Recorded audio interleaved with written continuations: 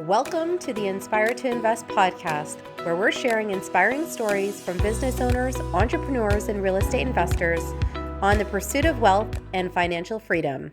Inspire to Invest is brought to you by Share, a US-based platform to help you invest in rental properties across the United States completely remotely. Hi, everybody. Welcome to Inspire to Invest. I've got Drew Boyer here with us from Columbus, Ohio. He is an experienced financial expert and certified financial planner with more than 2 decades of experience helping individuals and families navigate their financial journeys. Raised in Ohio, Drew's upbringing shaped his values of hard work, financial responsibility, and entrepreneurship, lessons that now he imparts to his clients and readers alike. A passionate advocate for financial literacy, Drew blends his expertise in personal finance with his deep love for hip hop, using the lessons learned from both to educate and inspire.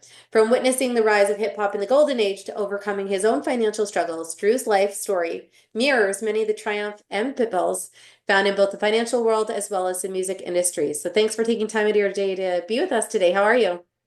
I'm doing great, Serena. Thanks for having me on. So that's kind of an interesting parallel there, just between the music industry and finance. Maybe you can give us a little Mhm. bit more context behind your background and why you feel that those are so relatable. Yeah, so before I had to grow up and get a real job being a certified financial advisor, somebody gave this sixth grade version of myself a couple drumsticks, and I was able to sit down. I just found out that I could play drums, and so I that was my journey in becoming a musician. And the beats make a lot of sense along with math as well. And Yeah. so I played all through high school and college. I got to be in some bands that toured around a bit, and got to play up in New York City for about a year and a half, being a Nice. commuter musician. It's too expensive, the real estate, so I didn't move. Yeah. It was way cheaper to go back and forth. And so when I had to grow up and get a real job, math has always been a lot easier for me. And I'm a Capricorn, and one of my college internships was working for Merrill Lynch. And I loved the environment, even though when I was there, it was the dot-com bubble meltdown. People were calling in, and it seemed like a natural fit where I really wanted to be there for communication and help people Yeah. feel better. And so when I got out of college, I went right into financial advising, and Yeah. 20 plus years later, I'm sitting here now, and I was able to give back, writing this book that I put out, Hip Hop X Finance, and it takes you on a financial planning journey. Every kind of phase you can think about planning, from debt to leaving a legacy and everything in Yeah. between. And being a musician, I'm like, what genre that I love, being hip hop, is filled with, really big wins and really big losses. And so that's what the book is about, and how I teach financial planning through it. Very cool. Now, for someone that's just starting out, what would you say are some of the most important things that you think that they should consider? Like someone's fresh out of university, like they're just starting to make a little bit of money. Like, what do you think is the most important thing when it comes to building their foundation and making sure that they're set up for success in the long run? A great question. When I was 18, I might have had a few baseball cards, and a bad attitude. That was my net worth. And by the time I was 25, I was in debt $100,000. And so that was like 7 years. People need to they need to understand what's good debt and what is bad debt, Yeah. and also have some kind of understanding of your credit score. These are Yeah. things that you also leverage in real estate. And so that's why I would say start out understanding what is debt, Yeah. what is your interest rates, what's good or bad, and what does that impact on credit. Um, that's where I would definitely start at. Yeah, and understand just the mechanics when it comes to money. I had interviewed somebody else, they're in mortgages and stuff like that, but when she was talking about credit, I found it really interesting that she was talking about adding your children to your credit card when they're of age. So not necessarily giving it to them, but how that can be like a really valuable tool just to help them start building credit. And there's all these unique little tidbits and strategies that people can incorporate just so that they can start giving their kids the best step forward. Yep, this is one of the strategies that I preach. I do it myself for my two daughters that are Yeah. 11 and 10. I added them on. It's called an authorized user. You add them on to your credit card. Yeah. It doesn't cost anything. You do not have to give them a credit card, which is really good, but they will inherit your credit score if you are responsible with it when they're 18. Yeah. Another good tip too is if you're self-employed and have your own business, you can add your children on as employees. Yeah. And in America, you can put into a Roth IRA for them, a minor Roth. Yeah. Kids are not taxed up to a certain amount, and it's about double what you can put into a Roth. So I am currently, my wife and I are putting those both in for our daughters, just to give them a leg up, and think Yeah. something that I didn't have is, and we share it with them so they understand the tools that we're trying to provide them with. Now, when it comes to things like adding them on for the credit card that you mentioned, is there a minimum age requirement for that? I don't think so, no. You're like, no, they've been on since they're five.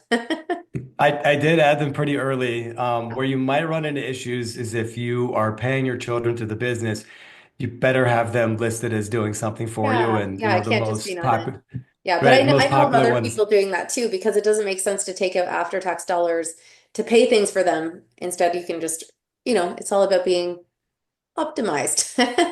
Exactly, right? If you can pay them tax-free, but it's the deduction to your business, it pays to them tax-free, Yeah. and you put that into a tax-free vehicle, it's pretty hard to go wrong with that.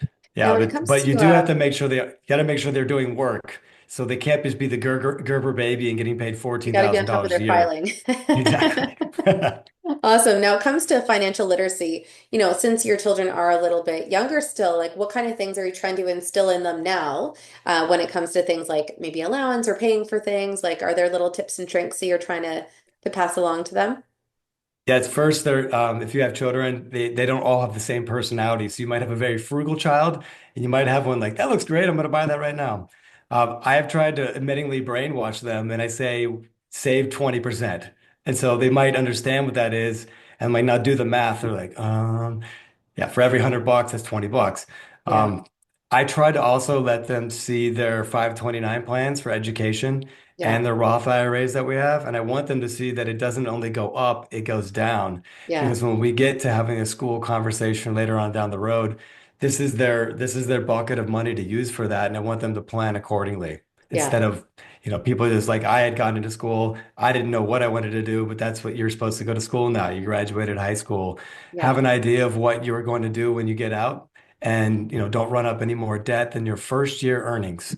Yeah, yeah, I think that's smart. And obviously, school is so expensive. So I think it's important for, younger people to have that sense of accountability and really understand what it's going towards. They're not just messing around. I have a 5-year-old, so we started giving her $1 a day to make her bed. And then when she has her allowance, we're like, well, do you want to get a treat at the bakery? Or if you want to save it up, you can get something a little bigger. So we're trying to teach her Hmm. about her bucks and how she can use them and stuff, and just starting to have those conversations early. It's goals-based planning. That's Yeah. what I do a lot. I'm not going to tell somebody, no, you can't go get a coffee or whatnot. Whatever is meant that you enjoy, go for it and do it, but just get your goals based first. Get to the Yeah. goal, treat yourself. And it works well with adults as well. Yeah, no, absolutely. And now obviously you have this, I'm sure, robust client base because you've got a couple decades under your belt. What would you say are some of the biggest challenges and obstacles that you have seen in the past and maybe that you're seeing more commonly now?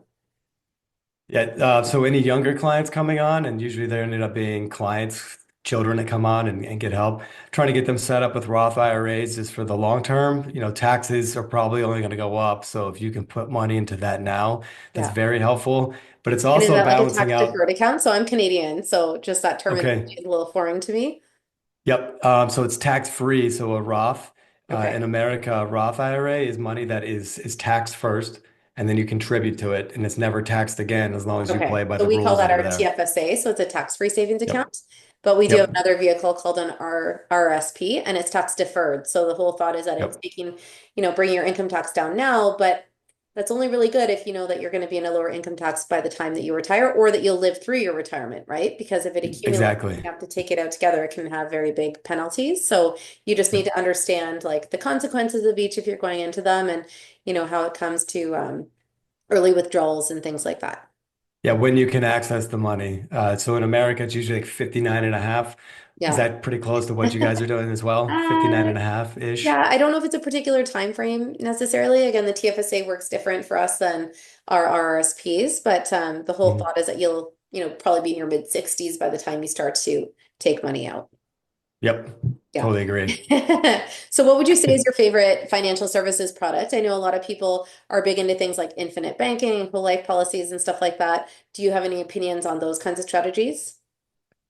My strategy for all my clients is to optimize everything that they've got. So the one thing that you can control, if you want to get some control in life, is have an emergency fund first. And so when things go wrong, which they will, how much of a lead time do you have to be able to relax and try to settle yourself? And your stress goes way down if you have a larger emergency account. Yeah. And right now, since interest rates went up, we look at a lot of high yield savings accounts.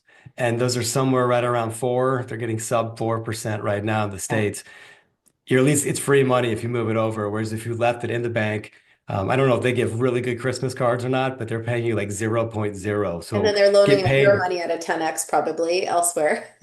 Oh, why would they do that? Yeah, so I try to get people to actually think like a bank, like make as much as you can here, and then limit what your expenses are by Yeah. not paying out as much. Traditionally speaking, I try to do a little suite of all this, but a lot of my clients have pensions, and so if they're public employees are getting a pension coming in, that's probably one of their largest assets. So making sure that you're getting the right pension is really important. There's savings as well for retirement, whether it's pre-tax or post-tax. Got Yeah. to understand when you can take that, so you're limiting any kind of penalties you have to pay as well. And Yeah. don't run out. And so there's this big rule that we use in financial planning that if you want to make your money last for 30 years, Yeah. don't take out more than 4%. 5 years is 20 years, is what it makes it last for. 5% coming out is 20 years.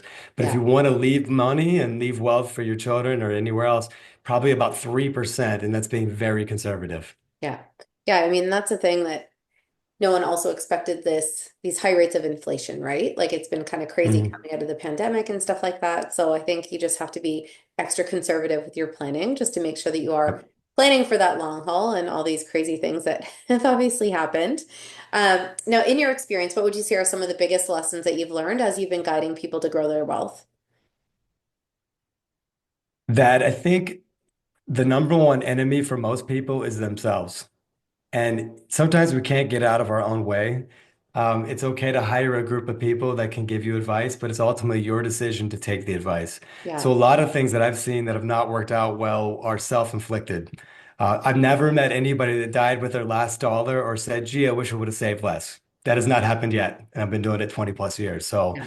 that's the biggest thing is not planning ahead enough and just winging it in life. And you got to get some kind of plan written down. And when you write something down, I believe the stat is you're 80% more likely to follow through with it if you sit down and just write it down to do it. Yeah. So that's what I would say. I'm a big list person. Yeah, So absolutely. yeah, to me, there's nothing more like fulfilling than just checking everything off. But on that note, we're just going to take a really brief break for a word from our sponsors, and we'll be right back. Inspire to Invest is proudly sponsored by Share, a US-based platform designed to help Canadians and Americans invest in rental properties across the United States completely remotely. With Share, you don't have to deal with tenants, repairs, or trying to figure out unfamiliar markets on your own.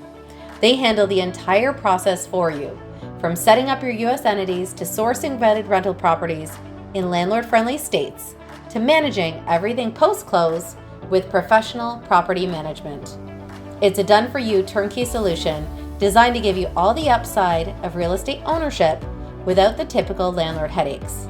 If you've been wanting to diversify into US real estate but didn't know where to start, Share could be just the partner you've been looking for. Thanks again for following along with this episode of Inspire to Invest. In addition to real estate, investing, and running my own brand experience agency for 18 years, I also published a book called The Accidental Entrepreneur in October of 2021. This is my story, and it chronicles how I turned tragedy into triumph to embrace my destiny in entrepreneurship.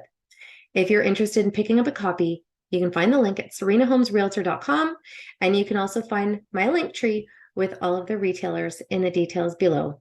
Thanks again for your support. What if I told you your next big client, investor, or business opportunity is already watching you? They just don't know you yet. In today's digital world, attention is currency. Sharing the right content can mean the difference between being seen as an expert or being completely overlooked.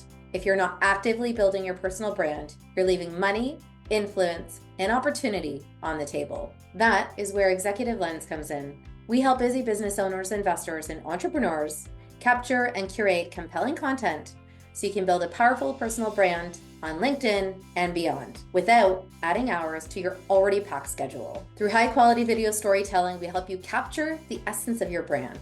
So when people see you online, they don't just scroll by, they stop, watch, and engage. Your story deserves to be told. Your expertise deserves to be recognized. And your personal brand, it absolutely deserves to stand out. Let's make that happen. Turning content into connection, LinkedIn leadership starts here. Find out more at executivelens.co. Hey everybody, welcome back to Inspire to Invest. I've got Drew Boyer here with me, and we're talking everything to do with money, finance, and wealth. And we're talking about his journey as a financial planner, but also with a passion for hip hop. One thing that I always like to ask people is what's one of the craziest things that they've experienced in business or in life? Oh, well, I can't give away any kind of client meetings, but recently I just had somebody that told me something that was like, wait, what? They told me that they needed to spend everything before fill in the blank loses it all. Whether it's from politics to market problems, and I'm just my mind is blown when someone says that. Um, We also have a rental in my life. We got this a few years back, and we did the Yeah, Airbnb thing. And there's all kinds of crazy stories that have happened with that. When someone's had a great weekend, when the top of your trash is pizza boxes and Pedialyte. Somebody had gotten a haircut down there before, or lost a really bad bet. There's so much involved with when you're running a real estate, where you're Airbnb-ing it, seeing what happens. But those are the probably the craziest things that I've seen. Um, 08, 09 is another period of time where I had gotten about 5 years under my belt and I got my 10,000 hours. So I thought I was learning something. And then I found that I didn't know anything. And I've been scarred by that to always keep learning. And if you think something's crazy, it's probably not that crazy. It just hasn't happened before when you were alive. It'll yeah, keep yeah. Just coming. expect the Yeah. unexpected. I mean, even just having gone hmm through the pandemic in the last couple of years, it'll be really interesting to see, how that's reflected in history, maybe 10 years from now or 30 years from now, right? Because hmm when else has the whole world shut down? So, Right? And you'd have to go back to when my rest her soul, but my grandma lived to be about 103 and a half, and she passed a couple summers ago. yeah, She was born in 1919, so right after the Spanish flu. But if you go back and look at those pictures, they're all wearing mouth coverings. And then I just did a post here recently about my great grandfather's, so her dad's. We have his pair of glasses that we have up on the shelf, and I was just wondering, like, what did he see during his lifetime around the turn of the 20th century? And no one is alive from them yet to remember. So, yeah. see Yeah, what yeah, it's happens. amazing. I was trying to explain some of those things to our daughter, just like the horse-drawn carriages and like things that, it feels like a long time ago, but it's really not that long in the scheme of things, right? Now hmm things to do with success and what you're proud of when it comes to helping structure your clients for financial success. Is there any particular example that you're like, oh, I'm like so proud of this, or something like whether you help someone retire early or get into their first home? Like, is there any story that really resonates with you? I love when someone retires and they want to take their entire family on a vacation, like 20 people. That makes me feel great, and that they got there just seeing Yeah, smiles. Money is a tool. It does not make you happy, but it can make life a lot easier. And I love seeing people take advice, do it, and then it works out for their total benefit. And whether that's getting into a house where they work hard to save up for a down payment, get yeah, in and make sure that they can, afford the payment, or on the other end when they go to leave, and it's just joy to me. I love seeing that. yeah. No, that's amazing. Now, in terms of advice, what would you say is some of the best advice that you've ever been given, or something maybe that you've passed along that you really strongly believe in? So I would say right away when I was 18, getting ready to go to college, my first job away from home was working at a grocery store. And I remember this elderly couple that lived right there. And I don't know why I asked this when I was 18, because people probably remember as being different. But I actually was going around asking for older people like advice before I left home. And this elderly couple said, do what's right because it's right, and then do it right. And so I've always taken that with me in my life journey. And if I say I'm going to do something, I'm going to do it. And I'm always trying to do it the right way. Yeah, I think that's huge. And I think the world needs more integrity like that. Uh, Now, in Yeah. terms of things like what's next for you, do you have a particular financial freedom number in mind? And where are you at maybe in achieving that goal? Oh boy. Okay.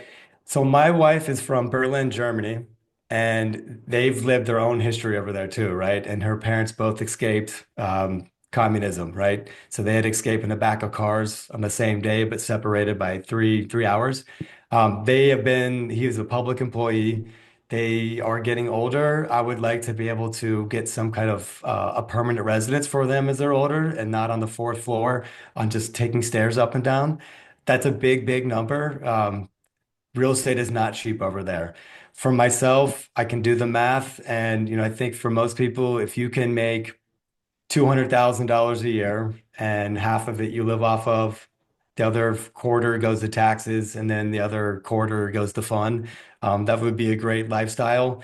That's about $5 million, though, if you're doing the math and you're living off of 4%, which is pretty being conservative about it. Yeah. So that would be my high water mark because I don't have a pension like most of my clients. And so Yeah. I have to go create my own and save ahead of time to be able to get there. So Yeah. that's the goal. If anybody's wondering what Berlin, Germany flats cost, it's about $1 million plus or €1 million plus. And they Wow. I make you didn't put know it was that high 40% there. down. Yep. A lot of gentrification going on in Berlin, and they make you put down 40%, not like in the States here where you can do 10 to 20, because they had a big property bubble after the wall came down. Yeah. It's Yeah. really Really interesting, the interesting. study for real estate history.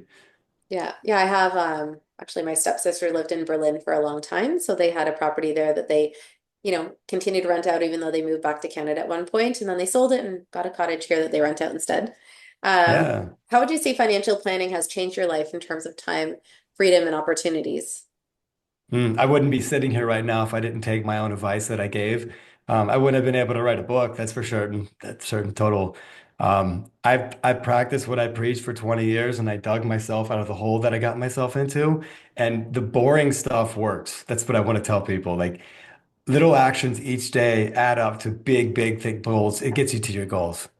Yeah, I mean, So we I owe talk about that, like the everything. latte factor for people that smoke and things like that. And it's like, it's just mind blowing how much that can really add up. I'm like, I really, Mhm. not a coffee drinker. I don't smoke cigarettes. I maybe have wine occasionally, but it's like, those are things that make a huge difference, right? Like, I know Yes. people that spend like a third of their income on some of those things. And it's just really Mhm. unfortunate because you think of how much better people could be off financially if they made maybe some wiser decisions.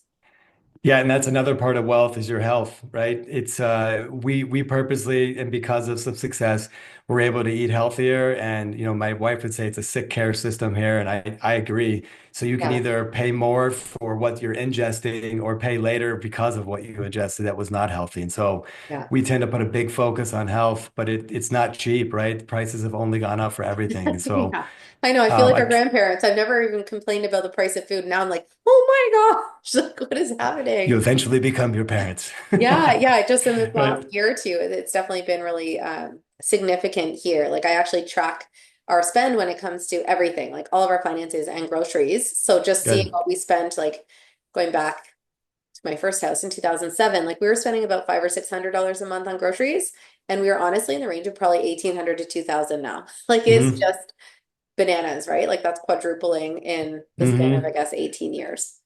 My younger assistant, who's 25, 26, they have on TikTok, they have somebody that made a video of showing what you could buy a couple years ago in your Yeah, grocery cart, and it was full, and now it's like a fourth of the bag. size. Yeah, one bag of Yep, groceries. I know. yep. Not to leave Four on that eggs. down note, but the name of this podcast is Inspired to Invest. So I always like to ask my guests if they've got a particular quote that motivates or inspires them. Mm, just get started. Every day you have the choice to roll out of bed and do what you need to do or not, and you can either be proactive or reactive. No one's coming to save you other than you. And so you're the one that needs to be ready to make a change and then go forward and do it. Yeah, no, absolutely. Now, anyone that wants to get in touch to get a copy of your book or to learn more Yep. about you and your type of financial planning, what's the best way for them to get in touch? Yep. So you can go over to hiphopxfinance.com. Cool. It's the book. There's a direct link to my business that way as well under Boyer Financial Group. And reach out. I'd love to hear from anybody and any kind of musical memories. That was the fun thing with the book is hearing everybody's first hip hop memory. Yeah. And mine started from a conservative childhood where my parents smashed my first cassette tape. So, Oh, and I had awesome. Well, we appreciate your time for being here today. And of course, for anyone that has been watching or listening, if you've enjoyed this episode, make sure that you like, comment, or subscribe below and that you followed along on social at Inspire to Invest podcast. And remember, when you invest in yourself, the sky's the limit. Thanks again.